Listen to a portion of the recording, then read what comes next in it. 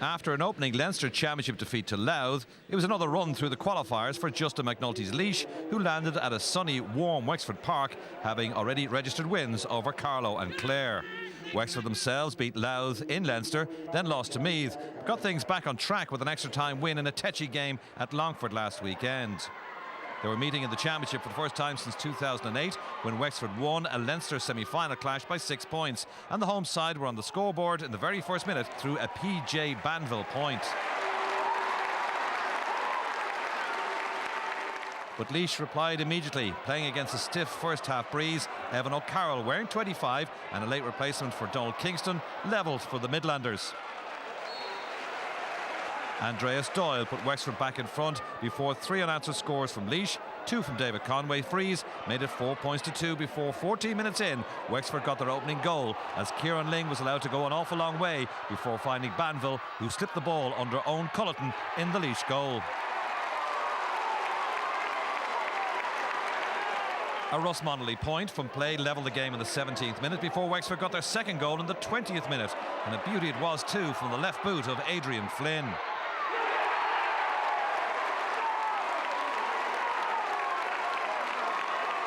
2 further points by Kieran Ling pushed Wexford out to a 5-point lead, but they had 12 wides in the opening 35 as Laois made the most of their possession. Monley got his 3rd point with a free, and this point, his 2nd from play, cut the gap to 3. The sides had recent history, a Division 2 game last April when Laois won, and that relegated Wexford to Division 3. Monley scored a late free, and in between, Laois scored another as Colin Begley put over a point, and at half-time there was just a point between them. Wexford 2-4, Laois 9 points. The wind that had helped Wexford in the first half dropped considerably in the second, and it looked as if the half-time team talk had the desired effect on Aidan O'Brien's side as Conor Carty put over the first score of the second 35 to push Wexford 3 in front. Colin Begley and David Conway replied for Laois to level, with Kieran Ling getting his 3rd point of the evening to put Wexford back in front, but the industrious Monley then levelled again with a 6th point of the game. Wexford had scored 2 goals in the opening half, and they almost got a 3rd in the 46th minute when Paddy Byrne steamed in on goal, but his cross-goal effort was well saved by the Laois goalkeeper Owen Culleton.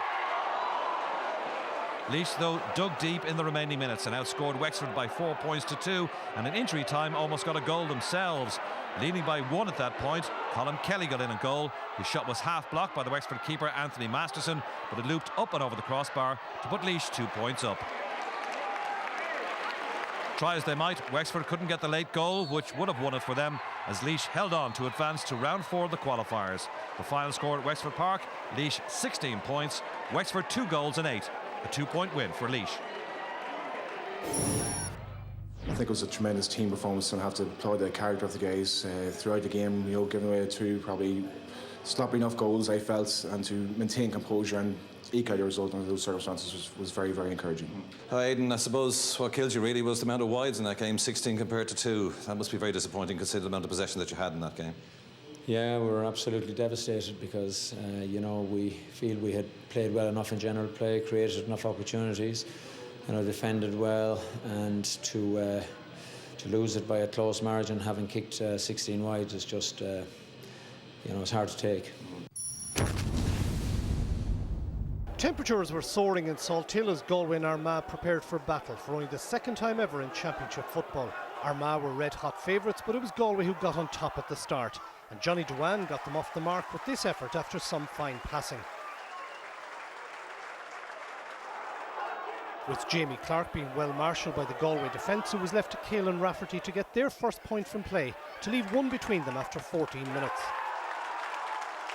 The Galway defence continued to win most of the 50-50 exchanges, and Armagh captain Kieran McKeever went forward from centre-back to show his forwards how to do it after 20 minutes. The crucial score of the game came after 24 minutes when Danny Cummins, although possibly inside the square, got a fist to this delivery from Paul Conroy. The score stood and Galway were ahead by 4 points. Galway stretched the lead with Michael Martin getting a couple of points to open up a 2-goal margin.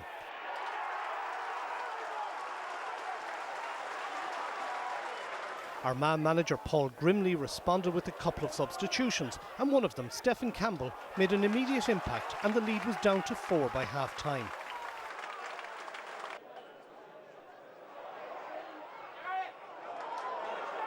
Armagh needed a bright start to the second half, and Campbell supplied it with his second point of the game to leave just a goal in it.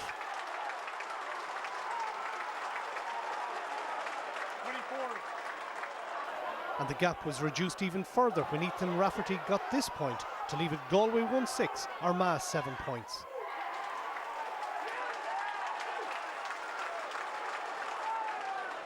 But Michael Martin steadied Galway with one of the points of the match after 49 minutes.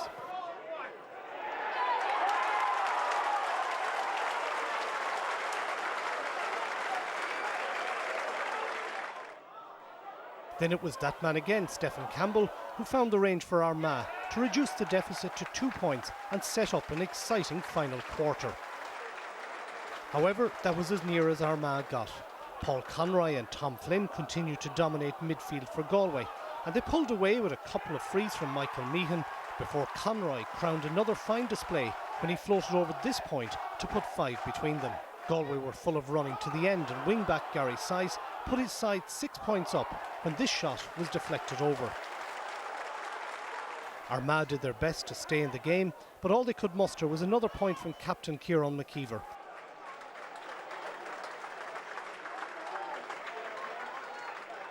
As Galway ran out comfortable winners by 111 to 9 points and secure Alan Mulholland's biggest win as Galway manager. Next up for Galway is a 4th round clash with Cork in Croke Park next Saturday. Armagh were red hot favourites. How did the bookies get it so wrong? Bookies get it wrong sometimes, John. On that note, I think of the 8 teams to play this round of the qualifiers, we were the highest price to win the game today. So it's very sweet now to pull one off. We've been getting a little bit of stick in the last few weeks, so it's great to put in a performance that we really felt we were capable of. Well, all week, you know, and right up to about half an hour before the game, we were warning the players, and you know, we were very cautious. Although we had come into the game with reasonable enough victories in the previous 2 matches, we also realised that there was a sting in Galway's tail, despite what the media reports might have been, and that transpired to be the truth. Yeah, it was a huge boost on, and like say compared to the Tipperary game, Waterford game, we started well and we finished out well, so it was great now. And delighted with the win. We've got a very tough assignment next up against Cork up in Croke Park. You know, that's going to be it for us. We're going to give it everything we can in that game, and we won't be looking beyond that one. All right, we'll chat about that game in a moment, but harping back to the Laois-Wexford game, Eamon, those wide stats are extraordinary. There are 2 changes to the Derry team that beat down a fortnight ago. Conor McAtamney switches to midfield in place of the injured PJ McCluskey, and Benny Herring comes in at wing forward. Emmett McGuckin is selected at top of the left in place of Lee Kennedy, while the team is captained by centre half-back Mark Lynch. There were also changes to the Cavan side that defeated Fermanagh in round 2. Alan O'Mara is a late replacement in goal for Conor Gilsonan, while Tomás Core and Rory Dunn come into the full back line. Jack Brady starts at centre half forward, with Martin Riley coming in at top of the right.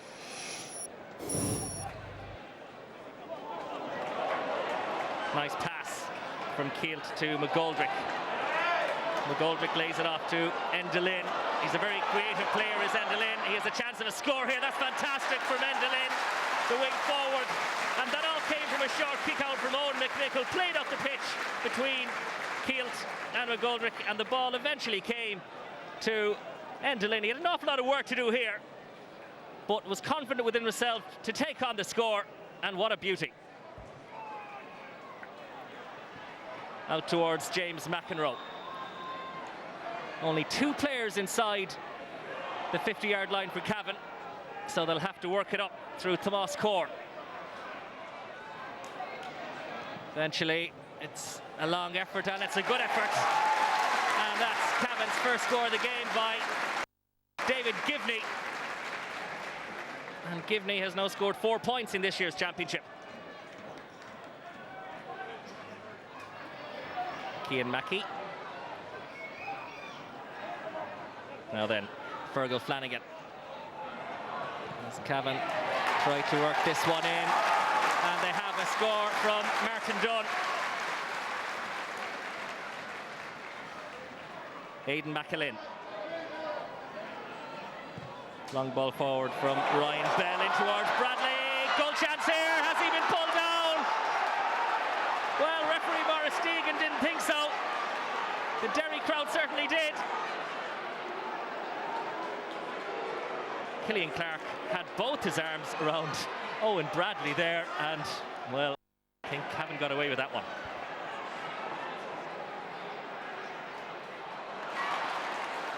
Now then, space opens in front here of Martin Riley. Great dummy, here's Riley! And his effort goes over the bar. But there was definitely a goal chance there. Sold the dummy, turned inside, goal at his mercy, and kicked it over the bar. So Cavan lead for the first time in the match. And they've won a free as well, taken by Ronan Flanagan.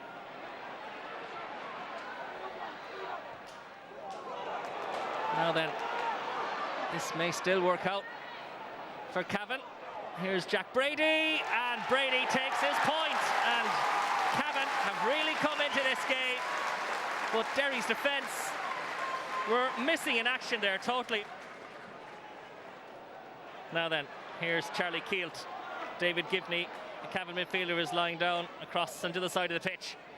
And look where Owen Bradley has come, deciding he wasn't getting any good service, and then tap forward. So this may still work out. Sean Leo McGoldrick. Now then, Jinx outside. Here's Keelt. Very high and very accurate. Brilliant score from James Keelt. Terry Hyland's team started poorly, but have got back into it.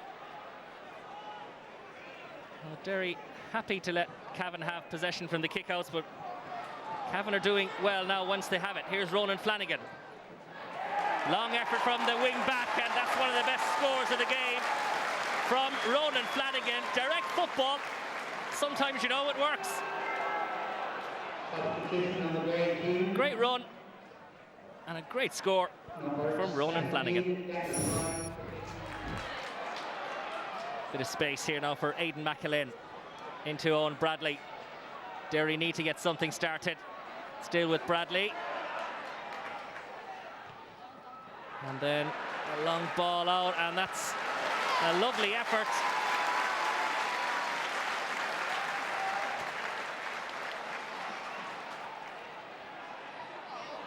Keelt doing well to win it back. Owen Bradley into Mark Lynch, and Lynch has kicked another one. That's 2 in a minute for Derry. Captain Mark Lynch with this one, and there's only a point between them. So it's nip and tuck at the beginning of the second half. Good pass inside to Tomas Cord. Those two have been playing well in tandem together. Now then, Riley, and that's a wonderful, wonderful point by Martin Riley, his second of the match.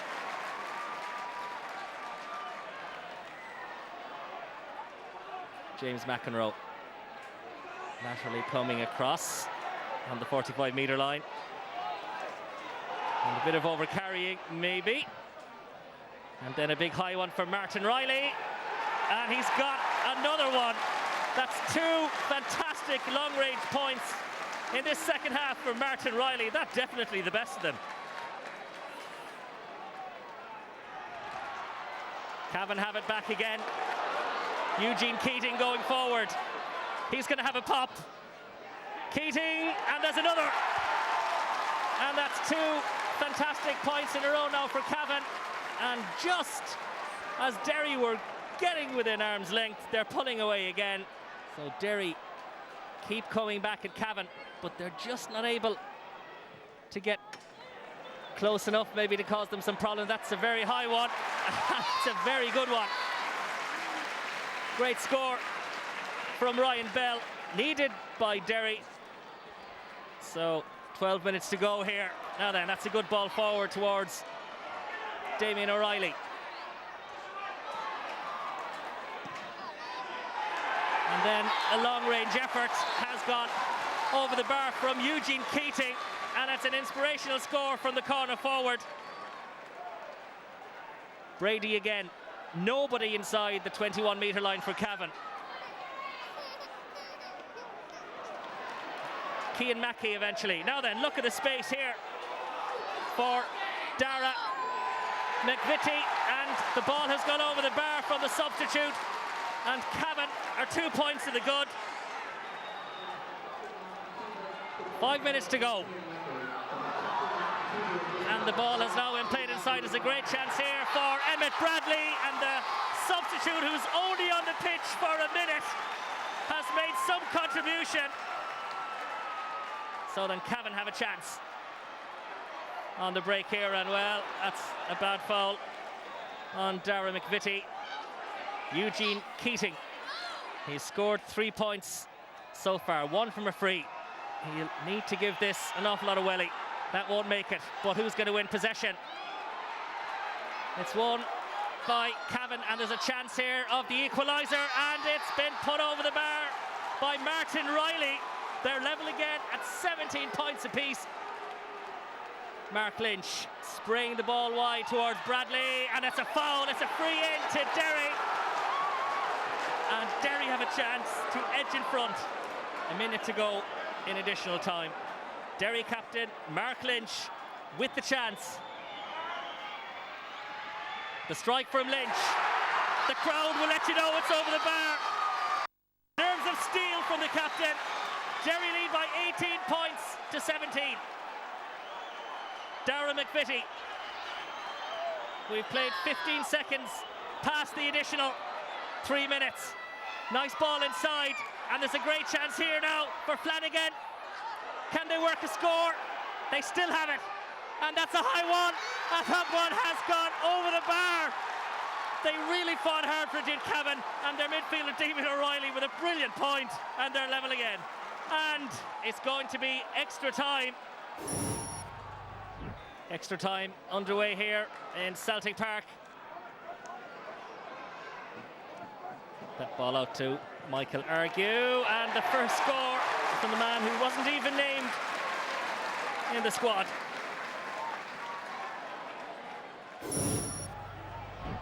Now then, what can Derry produce here? Bradley tries to break it down. There's a goal chance here for Bradley. Oh, he stuck the ball over the bar, but the goal was beckoning for Derry. And Bradley will know it's a missed opportunity. Sean Leo McGoldrick passed the ball to him, and he should have kept it down. Nice dummy from Cian Mackey.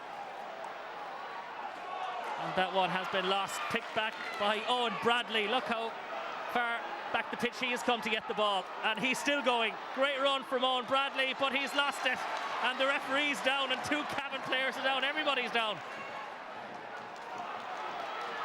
Good ball up the pitch. Mark McKeever. Great ball by McKeever. Chance to finish it for Argue, and Argue has hit the post, has he? And now it's a goal. Cavan have scored, and that surely is that, and it's Cian Mackey with the vital goal, and Cavan now lead by 5 points. As Derry come forward, one last attack. The 10 minutes of the second half of extra time are up. Killian Clark again, and Cavan have won the ball back. Now then, here's Michael Argue showing lots of strength, and Argue kicks this ball over the bar, and there's no arguing with that point from Michael Argue. Long ball in again, but Cavan have done well in extra time with anything that was played in towards them. And that's it. The ball did go over the bar, but it doesn't matter because the final whistle has gone. So there's Terry Hyland delighted with his team's performance. They're through to the 4th round of the qualifier. It's finished here in Celtic Park after extra time. Cavan 122, Derry 20 points. It's a great feeling, you know. We haven't got this far in the championship or the qualifiers since 2005, and everyone in Cavan's ecstatic at the minute. You can see in the field there. The whole county is just over the moon, you know. A penalty shout as well. I heard the fans making a bit of noise down below me. I would have thought 2 penalty claims, but I haven't seen it on television, so and I'm a good 70, 80 yards away from it, so that's hard to say. Like, but to me, there were 2 penalty claims. Well, it means a lot to the players because they put a lot of work in, you know what I mean, and they've worked hard at their underage level and they've worked hard at senior this year, and you know, we want to be playing as long as we can in the summertime, and it's good experience for them to play against the higher teams. You know what I mean, Derry now a Division 1 team, and it's a very good experience for these young players. Yeah, a great win for Cavan. Joe, you were at the match. Now, the bookies all went for Derry, but you said today you weren't surprised by the No, so, I mean, there was a crowd of us outside beforehand, and, you know, because of the way Cavan set up and the way they play and their vibrancy, and, you know, they were very unfortunate against Monaghan. I mean, I was sitting with the Cavan supporters last night, and it was just a total delight. I cannot tell you, you know, they're brilliant, you know, so sporting, and the fun and the banter. No, genuinely, I mean that. You must know different Cavan men. No, I do mean that, and they're great sports, and they always have been. And, I mean, they were just a better team than us. We were hanging on. Their system was better. They played smarter football. We have got a core of individuals that are better than Cavans, but they were just better than us, and we did hang on. We played brilliantly. It was absolutely, I cannot tell you, it just restored my faith in Gaelic football. You know, even though Cavan put the heavy blanket defence on it, once Derry went for it in the second half and went up, pushed up on them and went man to man, it became an utterly absorbing game. And I mean, the whipping and I mean, I'm sure people must have been close to a heart attack throughout because it was so exciting. And I'd have to say now, this morning when I woke up, the disappointment went very quickly because, I mean, you would have to say in your heart, beaten by a better team. And it was a fantastic occasion. You know, I mean, if you think of Limerick last week, the celebrations on the pitch, and that game last night, I mean, that's just what the GA is about. It was tremendous, I must say. One man stood out for you?